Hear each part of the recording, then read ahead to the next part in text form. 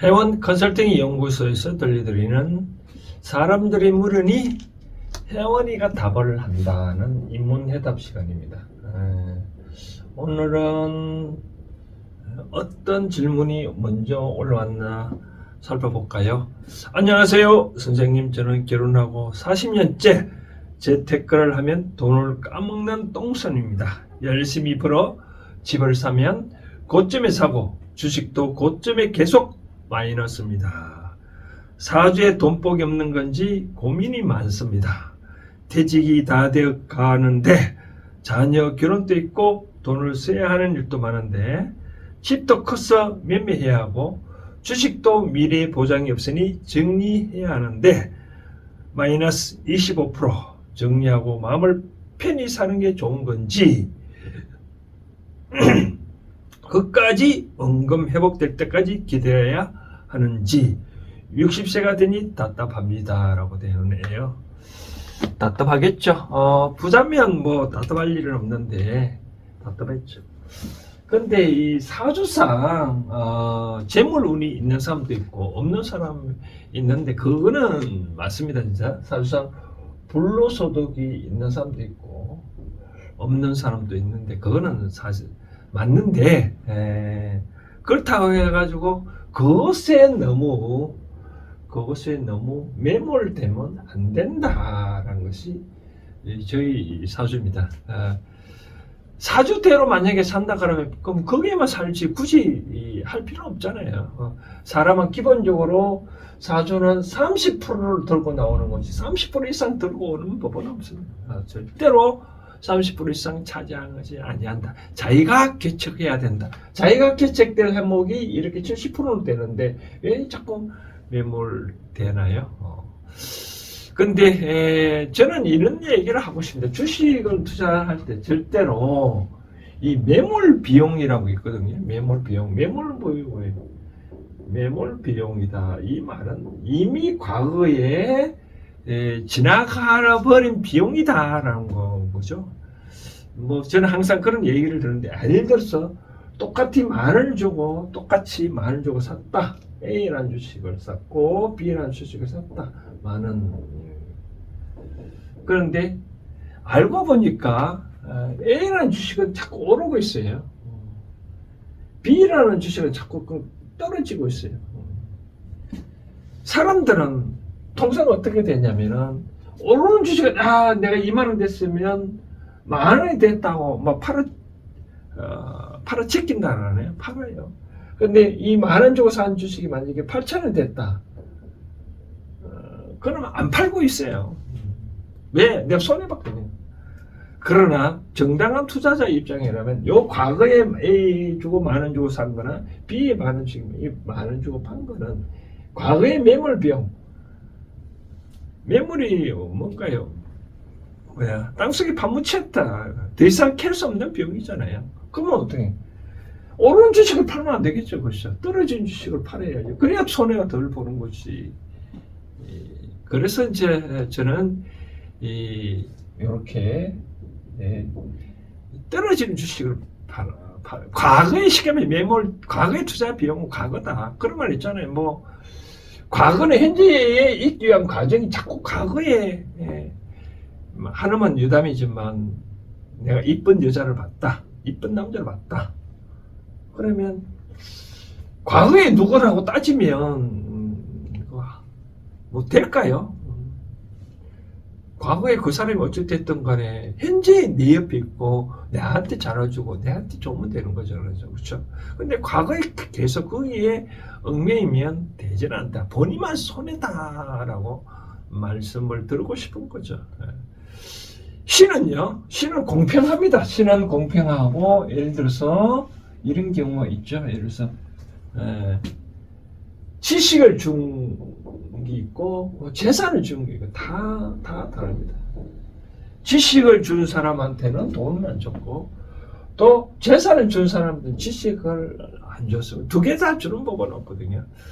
질문 내용을 보니까 뭐 직장에 다니는 것 같은데 직장 다니면 직장에 충실을 하면 되는 거지. 또 다른데 재테크다 재테키다 뭐 해서 그렇게 하면 이것도 손해보고 이것도 지금 나의 직장시도 오르지는 못하잖아요. 그렇죠? 나도 뭐 직장에서 한 장을 대보니까 직장에서 직장 일에 투철하는 사람은 직장에서 투철하는 사람은 자꾸 성적도 좋게 주고 하고 싶은데 자꾸 뭐 이상하게 재테크도 뭐 하는 사람 있으면 꼴보는 일이거든요. 그래서 신도 이런 사람 꼴보는기 때문에 재테크 하는 것마다 자꾸 실패하는 거예요. 하게 하는 거죠. 실패하게 하는 뜻은 하지 말라는 뜻이거든요. 그런데 자꾸 하니까 더 이럴 수밖에 없겠죠. 집도 제가 말씀드리고 싶은 거는 내가 현재 필요한 것만 크면 필요한 것만 크기만 하면 되지 더 크면 안 좋잖아요. 그렇죠? 이제 집은 지금 애가 점점 줄어지잖아요. 그렇죠? 이제 베이비 부모 세대들도 이제 은퇴하고 좀 있으면 뭐 요양보로 갈 그런 나이들인데 집값은 결국은 떨어질 수밖에 없죠. 그렇죠? 그러면 얼마든지 원하는 가격을 저는 이제 뭐 부동산 컨설팅 하다 보면 누가 부동산 팔려고 온 사람이 있으면 뭐라고 하냐면 누구든지 얼른 그 가격을 주라. 그래야 손해가 덜 본다. 그런 얘기를 하거든요. 맞습니다. 그래서 주식도 만약에 투자를 한다 그러면 뭐 주식을 뭐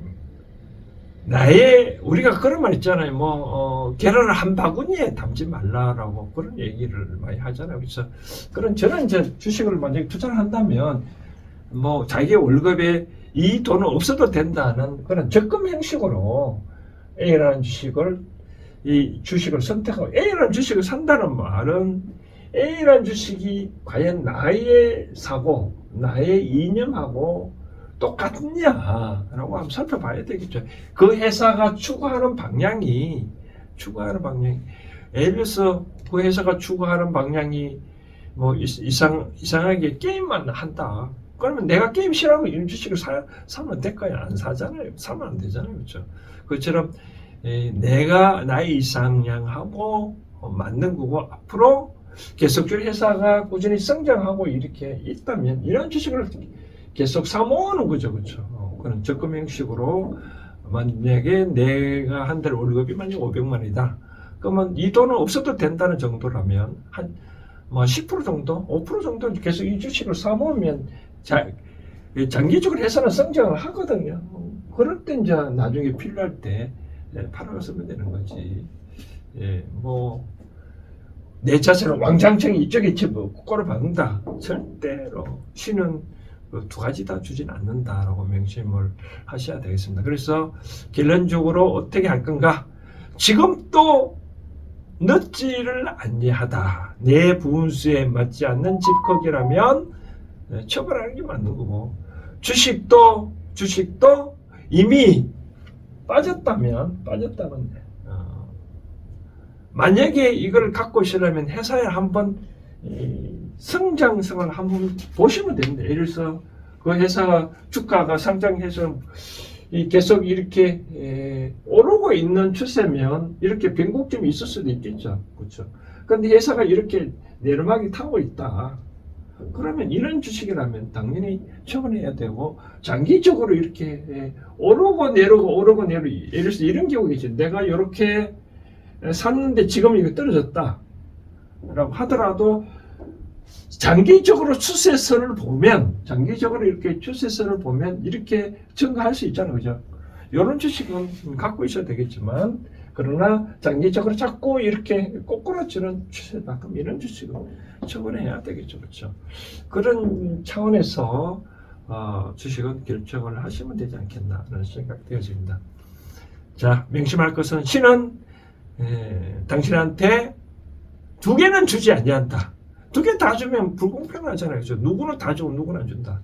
그렇게 하면 안 되니까 하나만 준다고 생각하고 내가 건강 내 직장을 그리고 퇴직하면 이제 퇴직금도 있을 거고 또 국민연금도 있을 거고 또 자녀 문제 결혼한다고 왜 자식한테 뭐 재산을 물려주고 하느냐.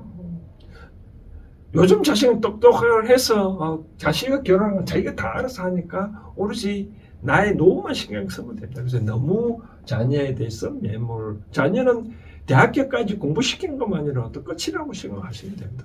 더 이상 뭐 투자할 것도 없는 거고. 그러니까 지금이라도